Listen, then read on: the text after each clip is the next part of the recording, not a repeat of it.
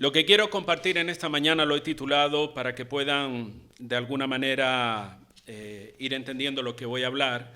He titulado esta reflexión Las herramientas del labrador. La semana pasada hablábamos de la mano del labrador haciendo referencia a Dios y tomando también, y valga la redundancia, tomando como referencia el pasaje del Evangelio de San Juan, capítulo 15, donde se nos presenta a Dios como el labrador. Amén, hermanos, ¿lo recuerdan? Bien.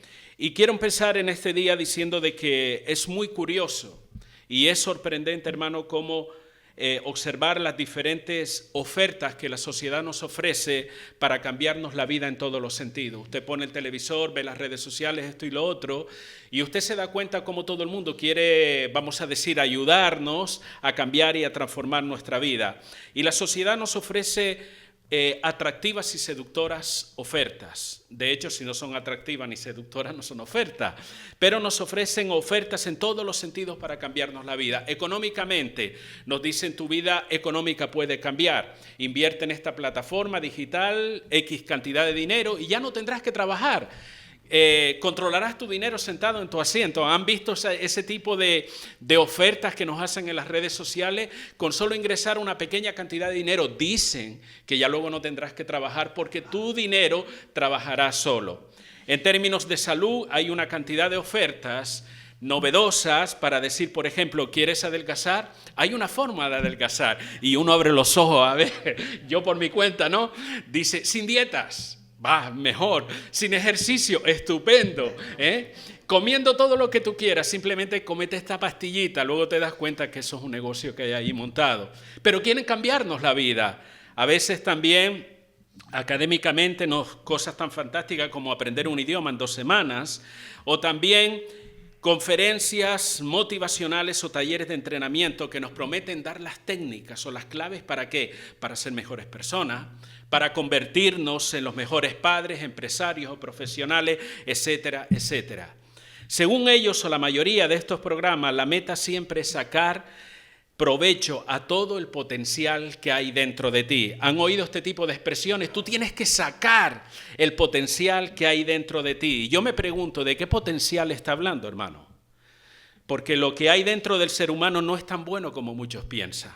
Y yo creo incluso que la idea sería de no sacarlo, conseguir no sacar eso, porque dice Marcos capítulo 7, yo se lo leo, mantenga su Biblia usted en el Evangelio de Juan 15, Marcos capítulo 7, verso 20 en adelante dice, pero decía, de lo que del hombre sale, eso contamina al hombre. Porque de dentro, no de fuera, de dentro del corazón de los hombres salen que los malos pensamientos, los adulterios, las fornicaciones, los homicidios, los hurtos, las avaricias, las maldades, el engaño, la lascivia. Mire qué hay, la envidia, la maledicencia, la soberbia, la insensatez. Todas estas maldades de dentro salen y contaminan al hombre. ¿Ese es el potencial que queremos sacar afuera? Porque eso es lo que dice la palabra que hay dentro del corazón del hombre. Muchas de estas corrientes y de estos intentos del ser humano por mejorar o por superarse nos habla de algo importante. ¿De qué nos habla? Nos habla del vacío interior que hay en la persona y el intento en vano por llenar ese vacío.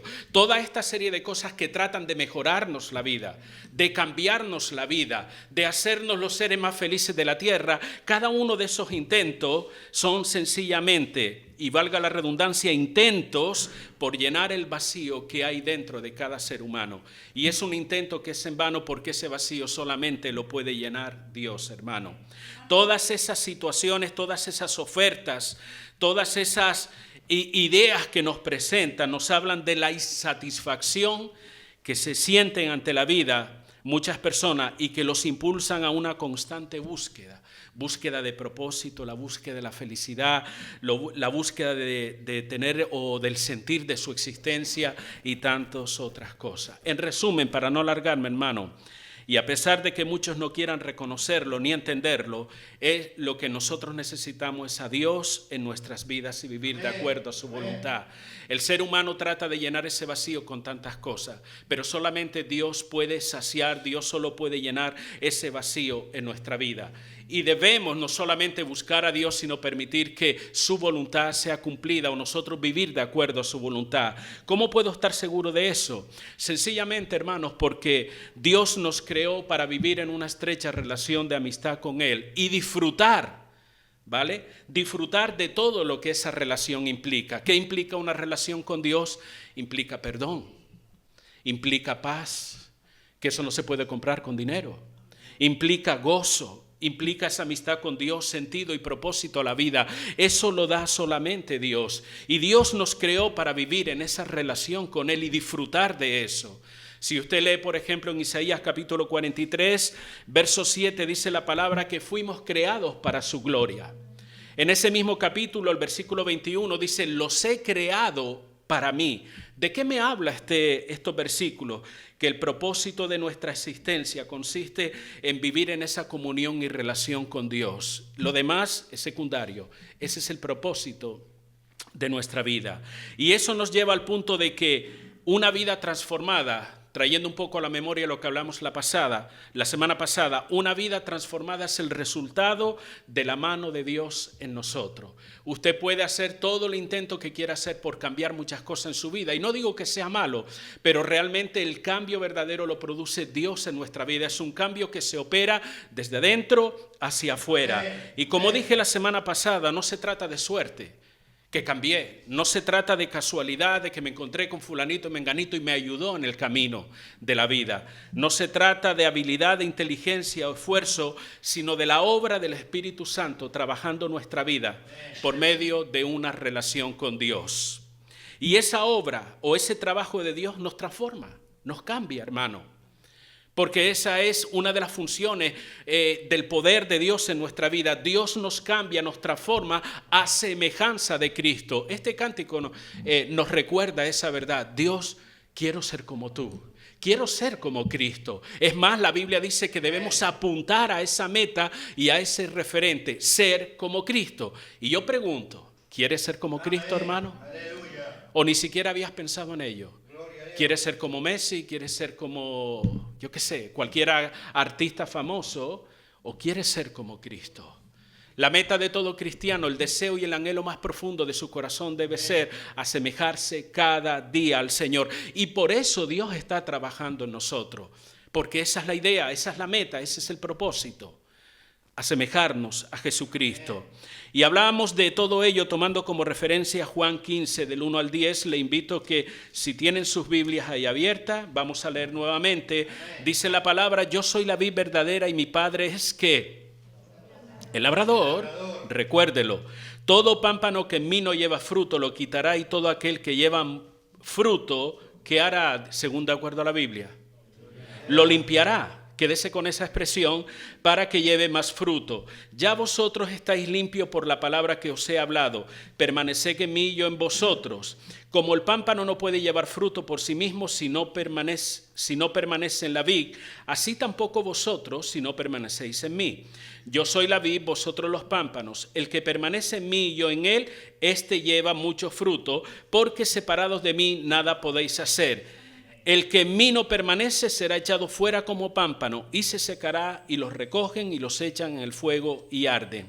Si permanecéis en mí y mis palabras permanecen en vosotros, pedid todo lo que queréis y os será hecho. En esto es glorificado mi Padre, en que llevéis mucho fruto y seáis así mis discípulos.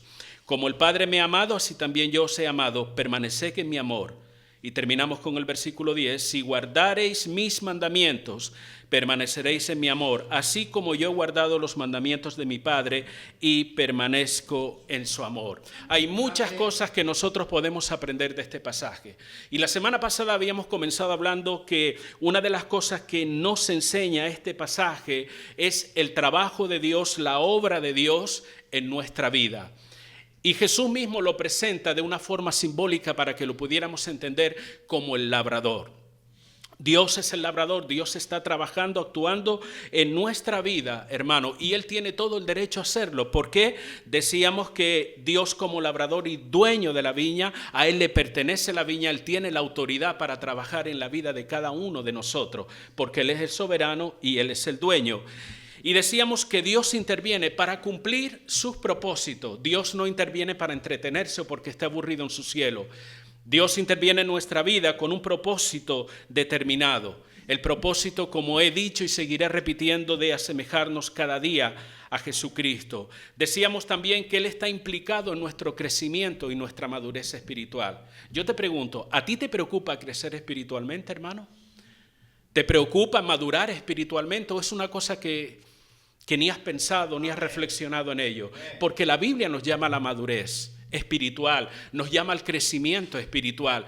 Y ese crecimiento y madurez solo puede ser a través de Dios. Él crea las condiciones, Él protege, Él cuida, Él nos da los recursos que nosotros necesitamos para crecer en términos espirituales.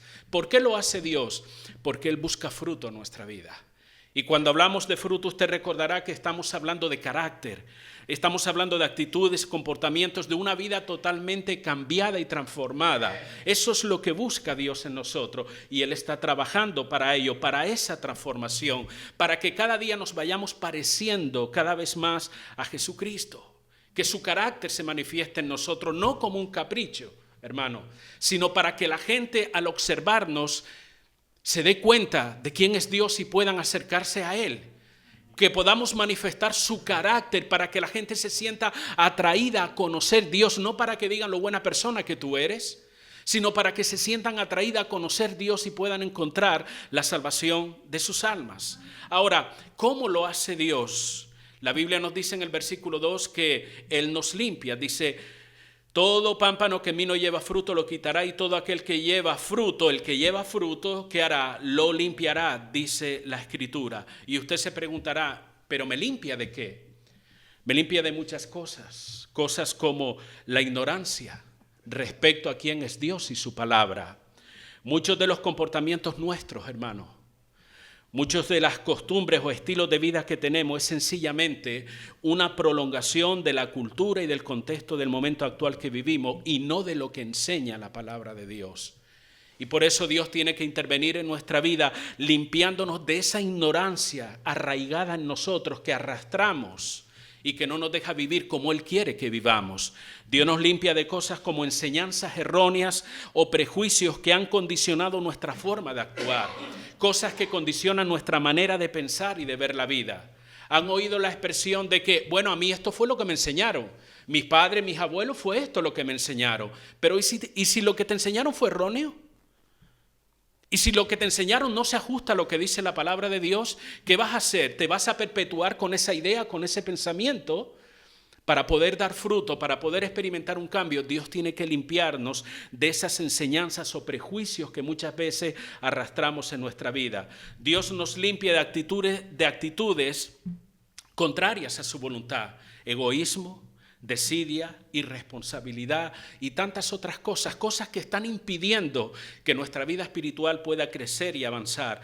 Dios nos limpia de conductas que van en contra de su santidad, conductas que van en contra de su justicia y de su misericordia, conductas que hoy día parece que son una tendencia social, que la gente acepta y recibe todos esos comportamientos como si fuera algo normal. De hecho, tengo que decirles, hermano, que el pecado se está normalizando. Estamos llegando a un punto, como dice la propia palabra ya desde hace muchos años, siglos, a lo bueno le dirán malo y a lo malo le dirán bueno.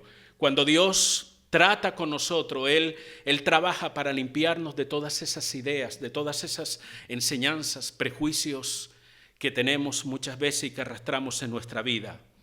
Y la lista puede continuar, no hace falta que siga nombrando muchas cosas porque ustedes son lo suficientemente inteligentes para darse cuenta de qué estoy hablando.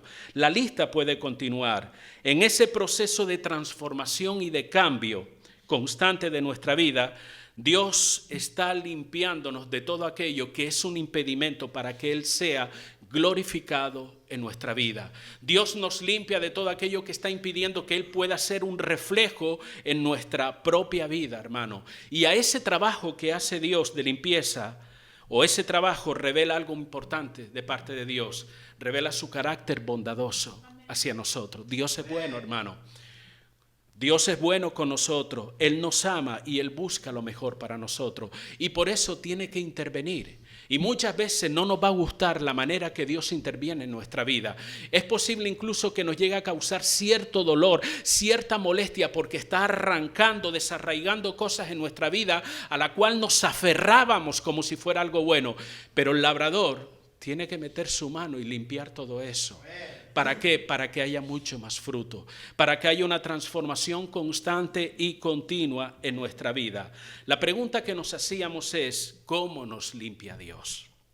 Bien, como cualquier labrador, Dios tiene sus propias herramientas para trabajar en nosotros. Y esto es un simbolismo, ¿vale? Ninguno piense que Dios tiene un taller en el cielo. Bueno, voy a trabajar con José Luis, traigo un destornillador.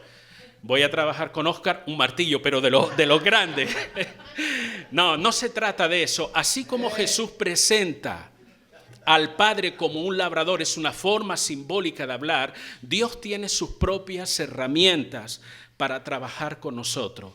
Y quiero mencionar 5 herramientas que Dios utiliza en nuestra vida para limpiarnos como el labrador que es. Número 1 es la palabra. Su palabra nos limpia. Número 2 es el quebrantamiento. Dios nos quebranta. Número 3, la prueba. Número 4, la disciplina. Número 5, la iglesia. Puede haber más, por supuesto, pero iremos hablando de cada una de estas cosas según va pasando el tiempo. Y la primera herramienta que quiero utilizar y que la propia Biblia menciona es la palabra. Juan 15:3 dice la Escritura, ya vosotros estáis limpios por la palabra que os he hablado. El propio pasaje nos presenta la primera herramienta, la palabra, y nos habla del poder de limpieza que tiene la palabra. Y en este pasaje está haciendo referencia, Jesús estaba hablando a sus discípulos. Ellos habían creído el mensaje de Jesús y lo estaban obedeciendo. Y eso producía un efecto, ¿cuál?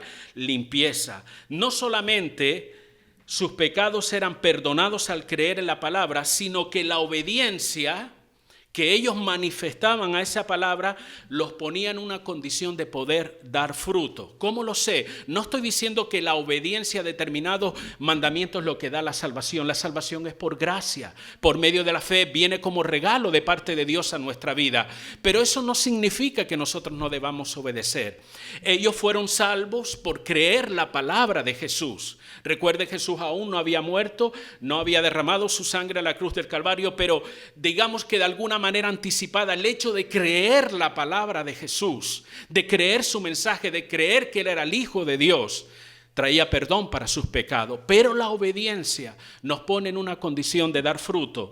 ¿Cómo lo sé? Juan 15:10 dice la palabra, si guardareis mis mandamientos, permaneceréis en mi amor, así como yo he guardado los mandamientos de mi Padre y permanezco en su amor. ¿De qué nos habla? De obediencia. La palabra guardar los mandamientos significa obedecer la palabra. Y esa obediencia nos pone en condiciones, hermano, de permanecer en el Señor y de dar fruto. Lo dice el versículo 5. Yo soy la vid, vosotros los pámpanos. El que permanece en mí y yo en él, este lleva mucho fruto. ¿Y cómo permanecemos en Cristo? Obedeciendo la palabra. Eso es lo que nos enseña el versículo. Entonces, nos damos cuenta del poder que tiene la palabra. Y si yo le preguntara a cada uno de ustedes que me diga algún beneficio que tiene la Escritura, probablemente no solamente me dirán uno, me van a decir los muchos beneficios que tiene la palabra. Por ejemplo, Dios se revela a través de ella. De este libro que tenemos entre nuestras manos, Dios se revela a través de la Escritura. Podemos saber quién y cómo es Dios de acuerdo a lo que Él ha revelado de sí mismo en la palabra, y podemos también saber y conocer cuál es su voluntad. Eso es un beneficio, hermano. No hay que consultar las cartas, no hay que ir a buscar la bola de cristal o que te echen no sé qué del café o el humo del cigarro.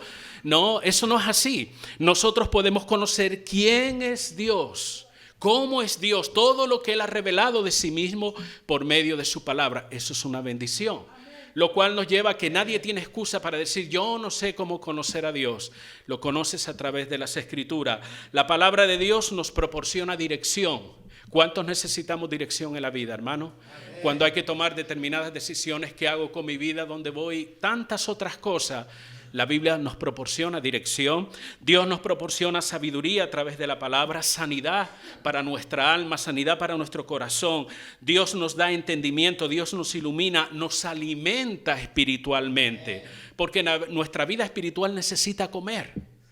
No solo de pan vive el hombre, recuerden, sino de toda palabra que sale de la boca de Dios. Ese pasaje define claramente cuál es el alimento que tú y yo necesitamos para crecer espiritualmente. La palabra de Dios. No lo que dijo fulanito ni menganito, no, la palabra de Dios es el alimento espiritual.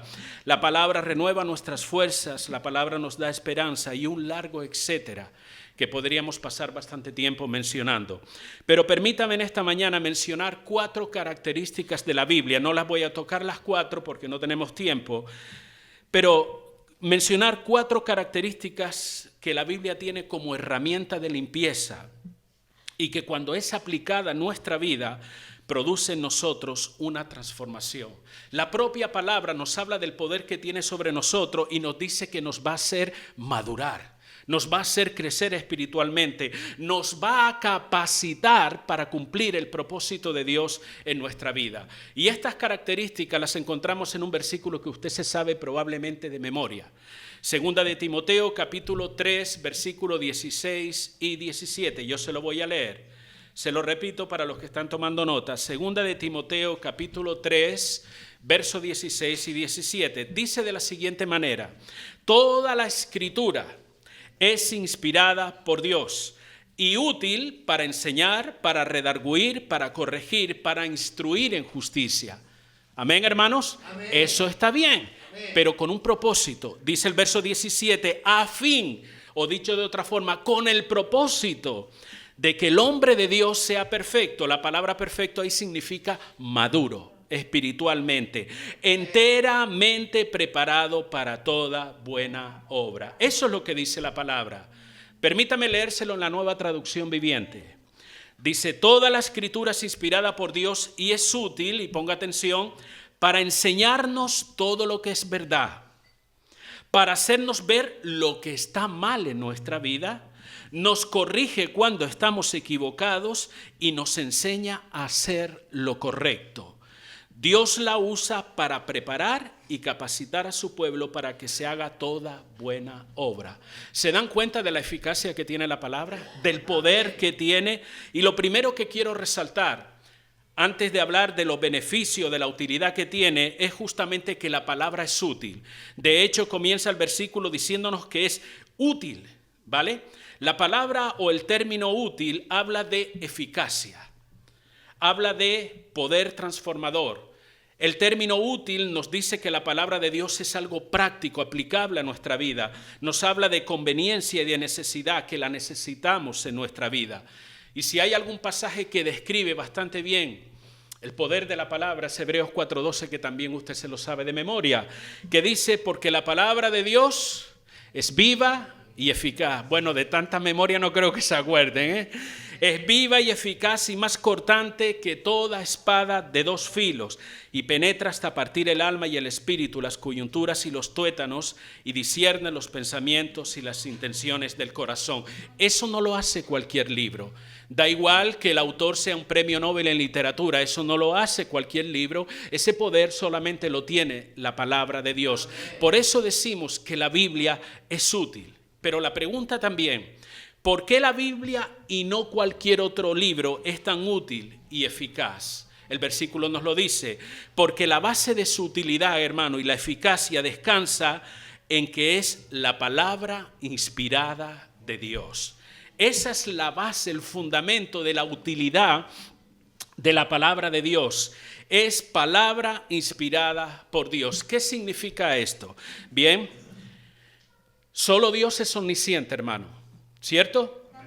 La palabra omnisciente significa que Dios lo conoce todo. Dios lo sabe todo. No hay conocimiento que Dios no tenga o no sepa o no conozca. Dios lo sabe todo. De hecho, Él es el conocimiento en todo. Dios es omnisciente. El hecho de que Dios todo lo sabe significa que en su palabra no hay posibilidad de equivocaciones en nuestra vida. ¿Por qué? Porque está basado en la omnisciencia y en el todo conocimiento de Dios. Dios es perfecto. ¿Estamos de acuerdo? Y si no está de acuerdo, crea que es así porque la Biblia lo enseña. Dios es perfecto, por lo tanto la palabra que sale de su boca, ¿cómo es? Perfecta, ¿cierto? Eso significa que no hay error o confusión, que lo que Él nos enseña acerca de lo que sea, acerca de la vida, acerca del pecado, del hombre o de lo que sea, es exacto. Porque Dios es perfecto, su conocimiento es perfecto, Dios es verdadero. Lo que significa que su palabra es verdadera, que no hay posibilidad de que la Biblia nos mienta. Porque Dios es verdadero. Eso significa que usted y yo podemos venir con toda confianza a la palabra porque sabemos que lo que dice es verdad. Puede ser que la gente esté o no de acuerdo, eso no va a cambiar el hecho. La palabra de Dios es verdadera porque Dios es verdadero. En el libro de Números, capítulo 23, verso 19, dice: Dios no es hombre para que mienta. Lo dice la Escritura. En Hebreos 6, 18 dice: es imposible que Dios mienta.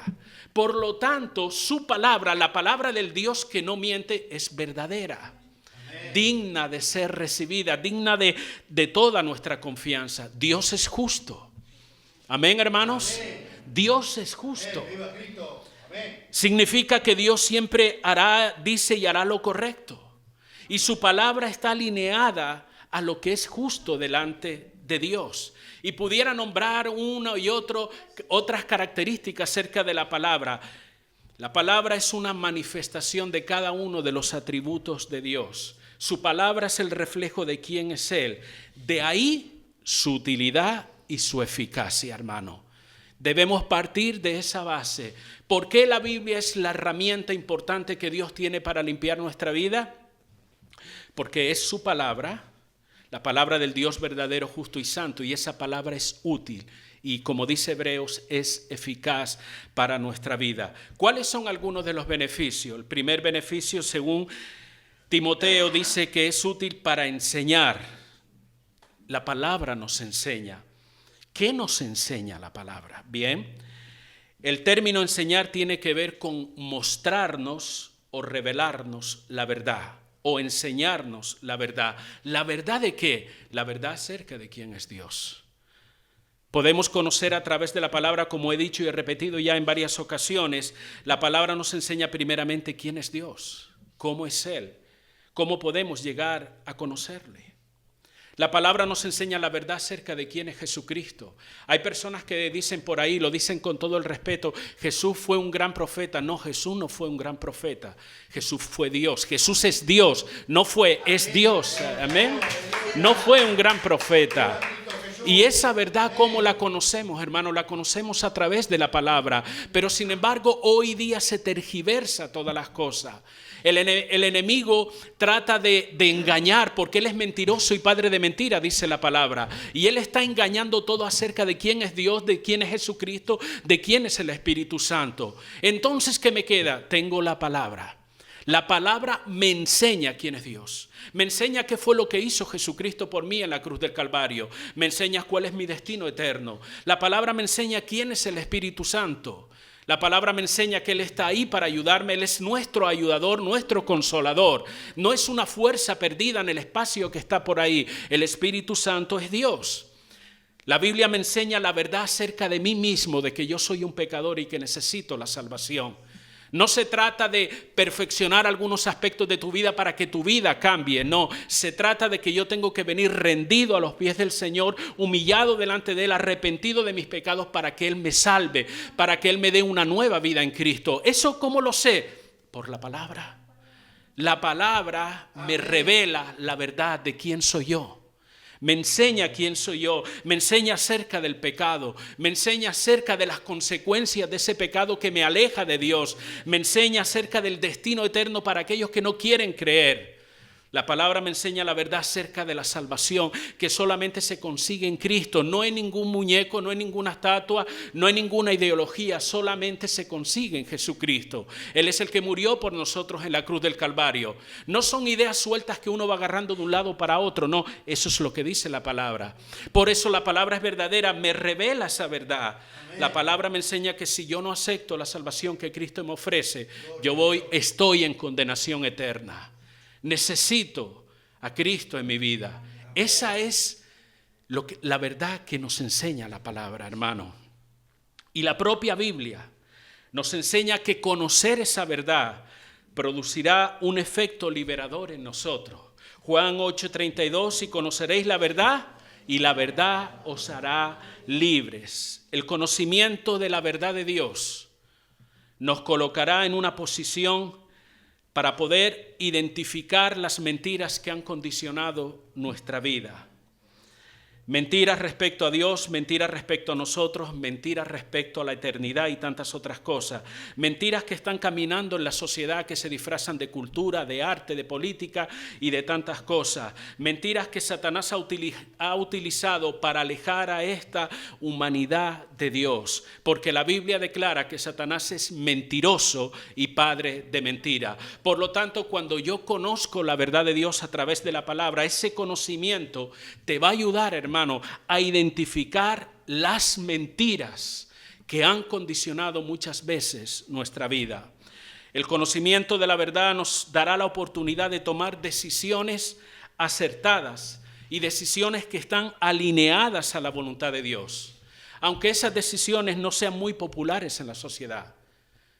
Ni siquiera en tu propia familia sean populares esas decisiones, pero es la palabra la que te dará esa oportunidad al enseñarte la verdad, al declararte la verdad, te dará la oportunidad de tomar esas decisiones.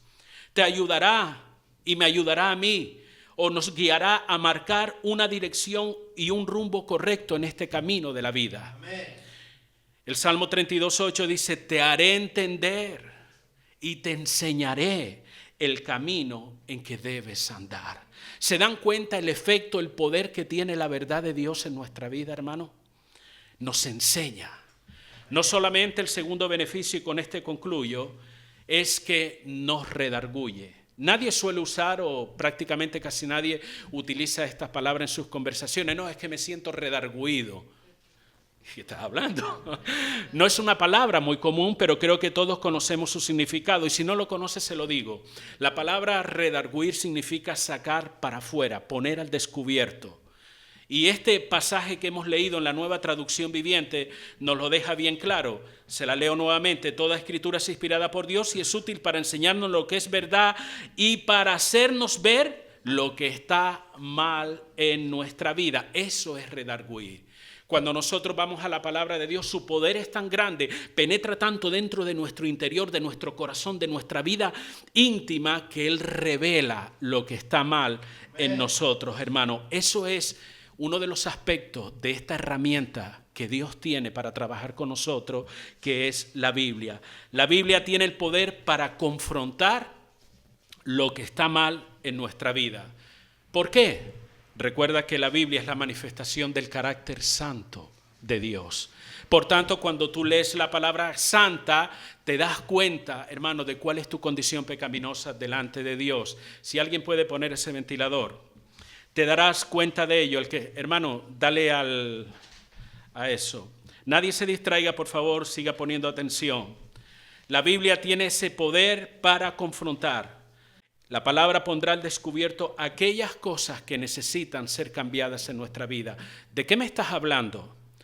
¿Nuestras intenciones, deseos, son buenos, son malos? ¿Nuestras inclinaciones, nuestros pensamientos, nuestras actitudes, ideas, prejuicios que ya he mencionado anteriormente? Pero hay otra serie de cosas. Amargura tal vez en el corazón, tristeza profunda que no te deja vivir, decepciones, heridas, sufrimiento, malicia y tantas otras cosas que hay en nuestra vida.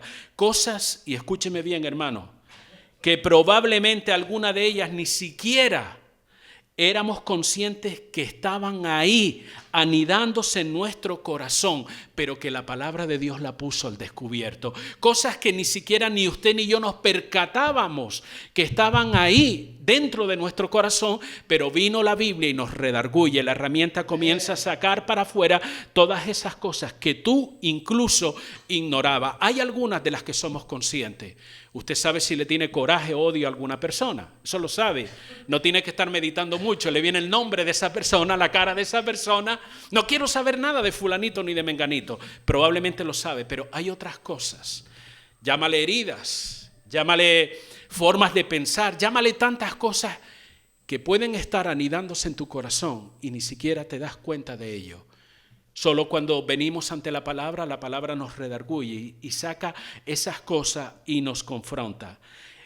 Y esto no es algo nuevo del siglo XXI, del siglo de tanta psicología y tantas cosas de estas, no. Aún el salmista era consciente de esta verdad cuando él dijo en el Salmo 19, verso 11 y 12, dice, tu siervo es además amonestado con ellos. En guardarlos hay grande galardón. Verso 12, ¿quién podrá entender sus propios errores? Y dice el salmista, líbrame de los que me son ocultos.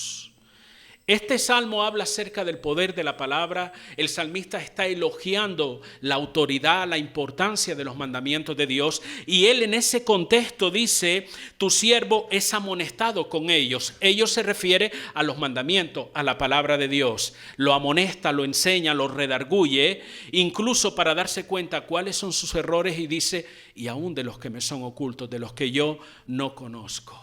¿Te das cuenta el poder que tiene la herramienta de la palabra de Dios en nuestra vida? Algo que a veces nosotros tomamos en poco. No, esto es aburrido. No, basta con que yo me aprenda 4 versículos. Todo lo puedo en Cristo que me fortalece. Los que aman a Dios todas las cosas les ayuda bien. Parece que tenemos una predilección solamente por esos versículos que nos animan a alcanzar todo lo mejor. No, hay otras cosas. Arrepentíos, dice la palabra, ¿o no? Habla de ese tipo de pasajes también. Debemos conocer y estudiar la palabra de Dios. Ahora, ¿cuál es el propósito? Que Dios nos confronte a través de su palabra. ¿Cuál es el propósito de que Dios utilice esa herramienta como el labrador que es para trabajar en nuestra vida? Quizás quiera humillarnos. Quizás quiera hacernos sentir indignos. Quizás Dios quiera avergonzarme delante de los demás al confrontar mi pecado. ¿Ese es el propósito? ¿Es la intención de Dios? En absoluto, hermano. ¿Y por qué estás tan seguro? Porque Dios es bueno. Porque Dios es misericordioso. Dios no lo hace para humillarte, para hacerte sentir indigno o avergonzarte delante de las demás personas. El propósito de Dios es todo lo contrario, es confrontarnos con la verdad de la palabra para que seamos conscientes de nuestra necesidad de Dios, que necesitamos que Él meta su mano en nuestra vida y nos limpie. Dios nos confronta para que podamos reconocer que hay cosas en nuestra vida que están impidiendo el fluir de Dios, el que produzcamos más fruto, el que nos asemejemos cada día más a Jesucristo. Nuestra parte, el que tengamos un corazón dispuesto para que Dios obre en nosotros como Él quiera obrar. Y una de las maneras hemos aprendido en esta mañana con la que Dios obra en nuestra vida es por medio de su palabra. ¿Qué importancia le das a la Biblia? Pregunto, cada cual responde a sí mismo, ¿vale? ¿Qué importancia le estás dando a la palabra de Dios? ¿Es tan importante como para que le puedas dedicar tiempo a estudiarla? Amén. ¿Es tan importante la palabra de Dios como que le des lugar en tu corazón y puedas creer en ella? Amén. ¿Es tan importante la palabra de Dios como para poder vivirla y hacerla algo práctico en tu vida? ¿Qué importancia le de Dios?